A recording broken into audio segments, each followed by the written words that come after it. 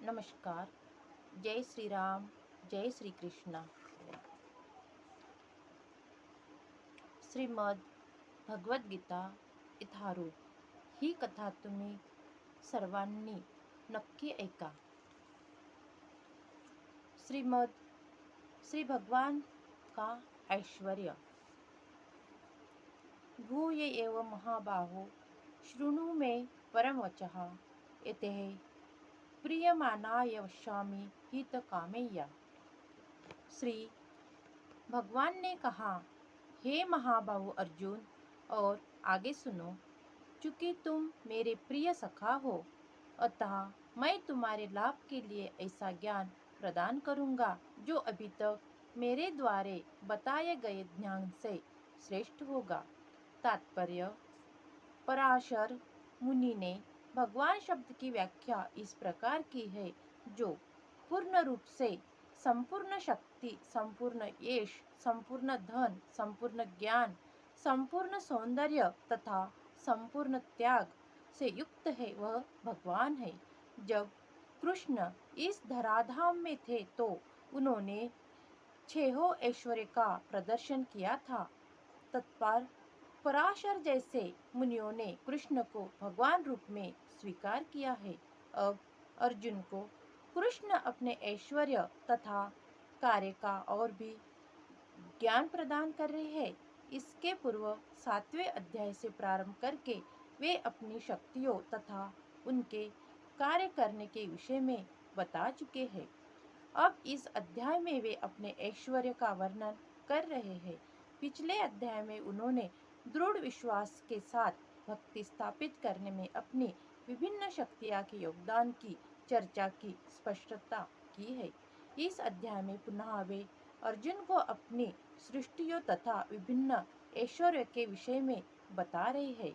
जो भगवान के विषय में कोई सुनता है तो वह भक्ति में रमता जाता है। मनुष्य को चाहिए कि भक्तों की संगति में भगवान के विषय में सदा श्रवण करे। इससे उसकी भक्ति बढ़ेगी। भक्तों के समाज में ऐसी चर्चाएं केवल उन लोगों के बीच हो सकती है जो सचमुच कृष्ण भावनामृत के इच्छुक हो। ऐसी चर्चाओं में अन्य लोग भाग नहीं ले सकते। भगवान अर्जुन से स्पष्ट शब्दों में कहते हैं कि क्योंकि तुम मुझे अत्यंत प्रिय हो, अतः तुम्हारे लाभ के लिए ऐसी बातें कह रहा हूँ। न तो देवतागण मेरी उत्पत्ति या ऐश्वर्य को जानते हैं और न महर्षिगण ही जानते हैं, क्योंकि मैं सभी प्रकार से देवताओं और महर्षियों का भी कारण स्वरूप हूँ। तात्पर्य: जैसा कि ब्रह्म संहिता में कहा गया है, भगवान कृष्ण ही परमेश्वर है, उनसे बढ़कर कोई नहीं है, वे समस्त कारणों के कारण है। यहाँ पर भगवान स्वयं कहते हैं कि वे समस्त देवताओं तथा ऋषियों के कारण है।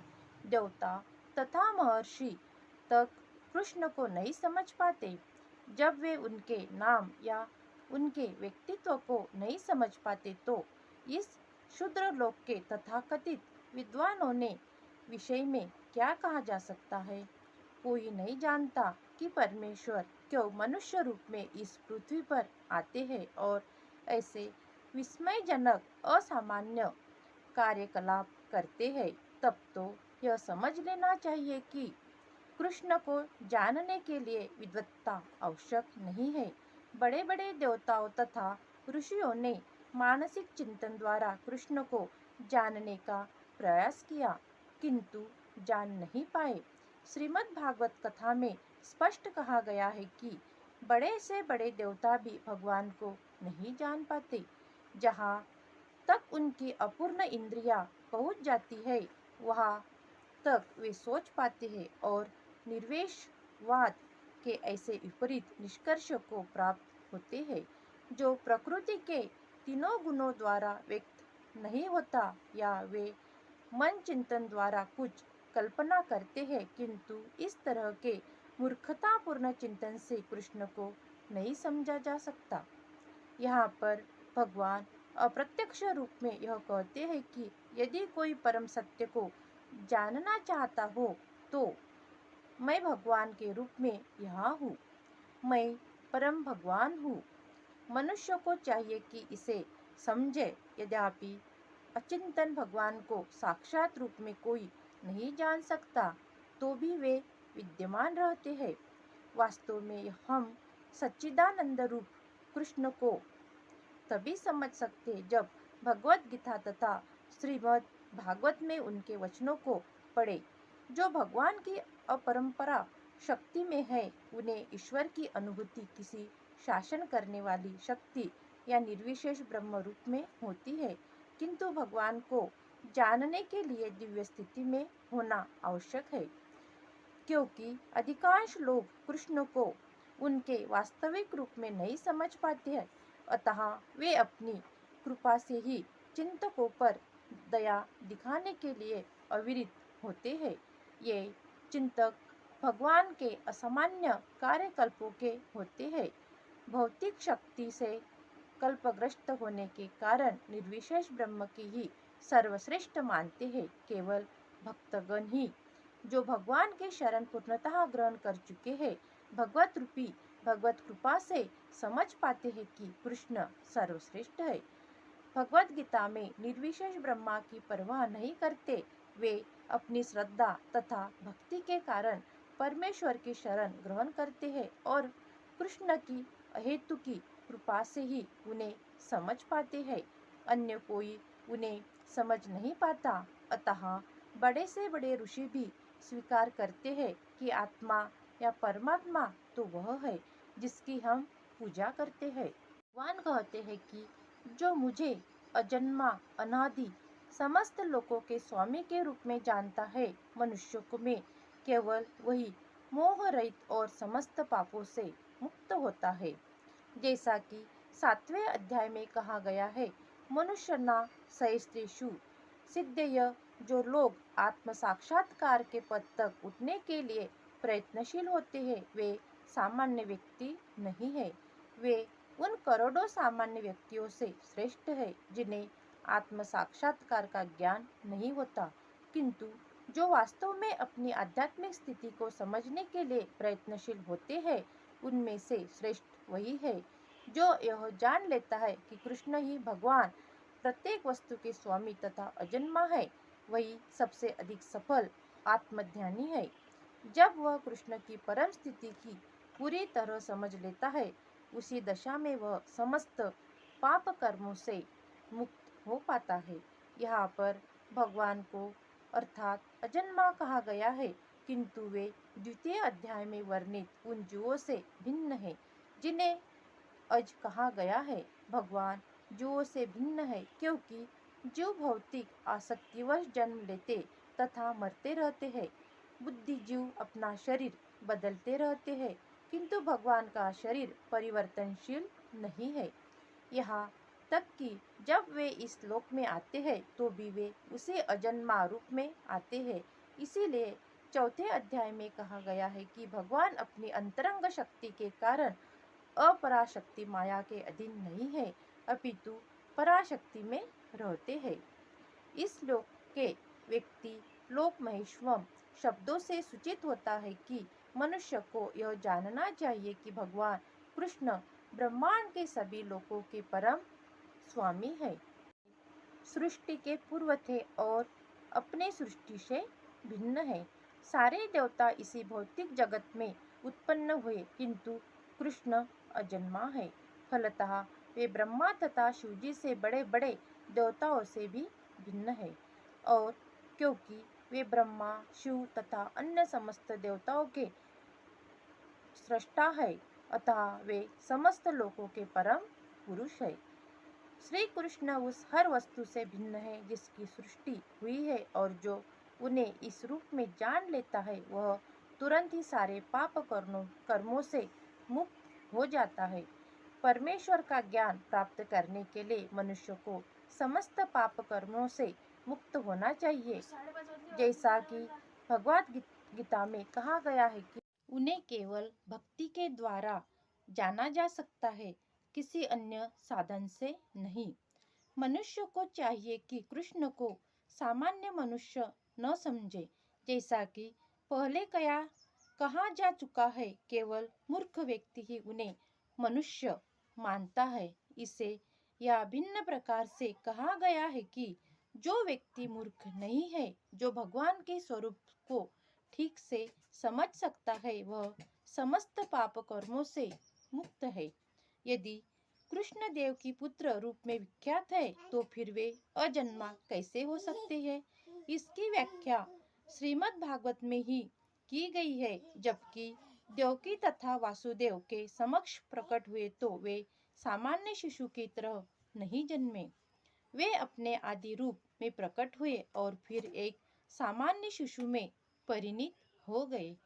कृष्ण की अध्यक्षता में जो भी कर्म किया जाता है वह दिव्य है, वह शुभ या अशुभ फलों से दूषित नहीं होता। इस जगत में शुभ या अशुभ वस्तुओं को बोध बहुत कुछ मनोधैर्य है, क्योंकि इस भौतिक जगत में कुछ भी शुभ नहीं है, परंतु वस्तु अशुभ है, क्योंकि प्रकृति स्वयं ही अशुभ है। हम इसे शुभ मानने की कल्पना मात्र करते हैं। वास्तविक मंगल तो पूर्ण भक्ति और सेवा भाव से युक्त कृष्ण भावनामृत पर ही निर्भर करता है।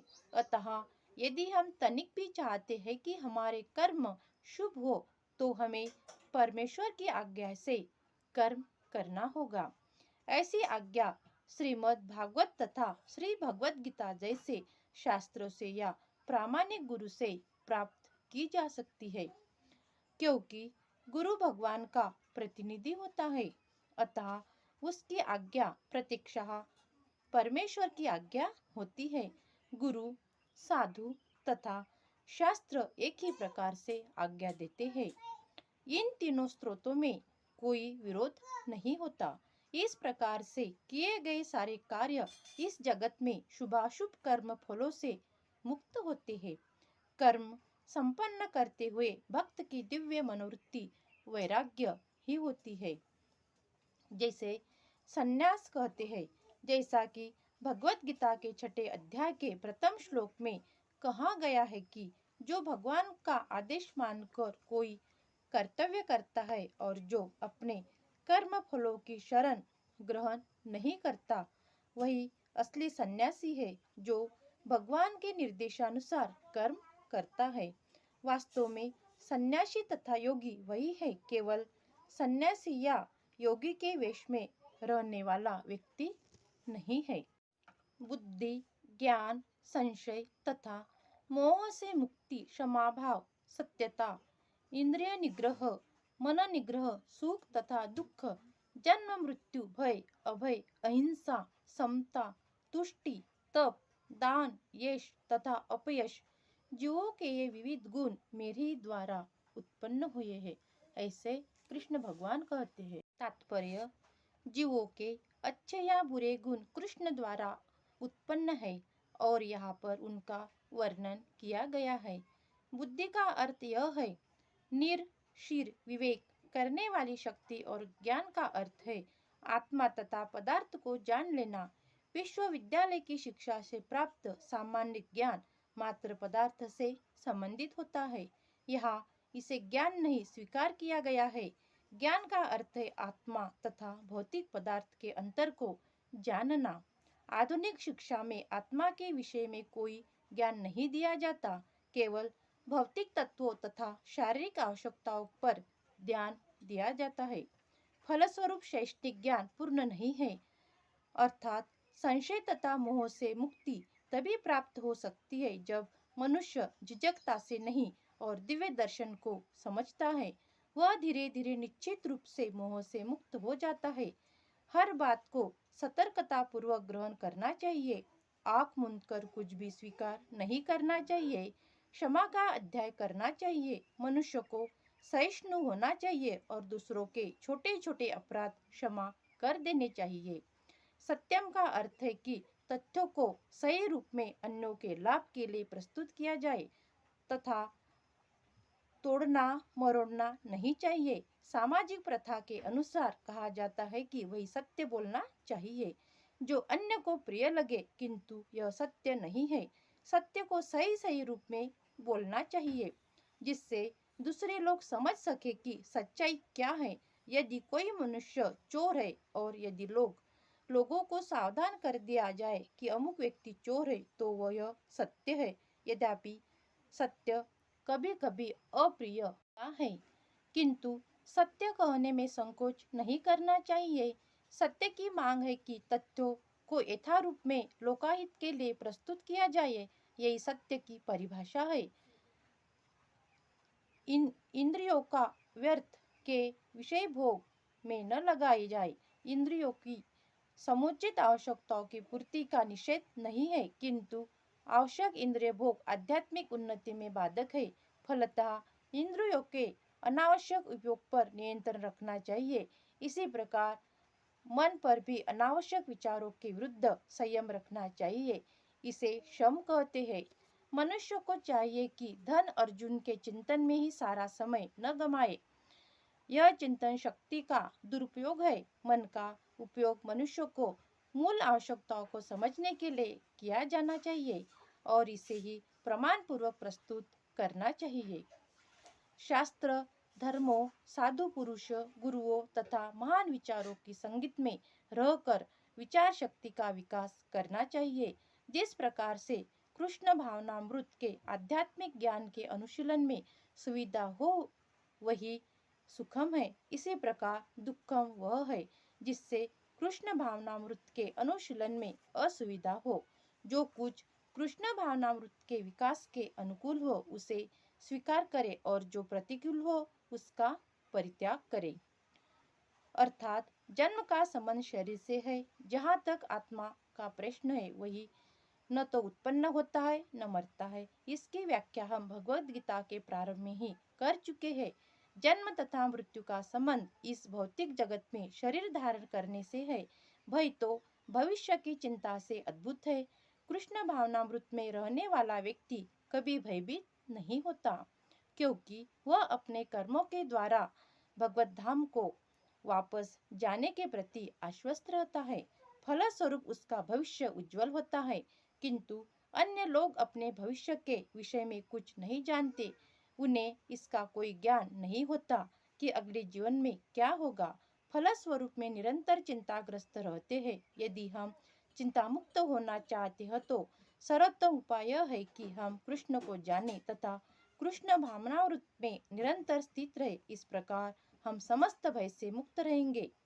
श्रीमद् भागवत में कहा गया है, भय द्वितीया विनिवेशतः स्वायत्त भय तो हमारे माया पाश में फंस जाने से उत्पन्न होता है, किंतु जो माया के जाल से मुक्त है जो आश्वस्त है वे शरीर नहीं अपितु भगवान के आध्यात्मिक अंश है और जो भगवती में लगे हुए हैं उन्हें कोई भय नहीं रहता। उनका भविष्य अत्यंत उज्जवल है। यह भय तो उन व्यक्तियों की व्यवस्था है जो कृष्ण भावनामृत में नहीं है। अभय महा तथी संभव है जब कृष्ण भावनामृत में रहा जाए।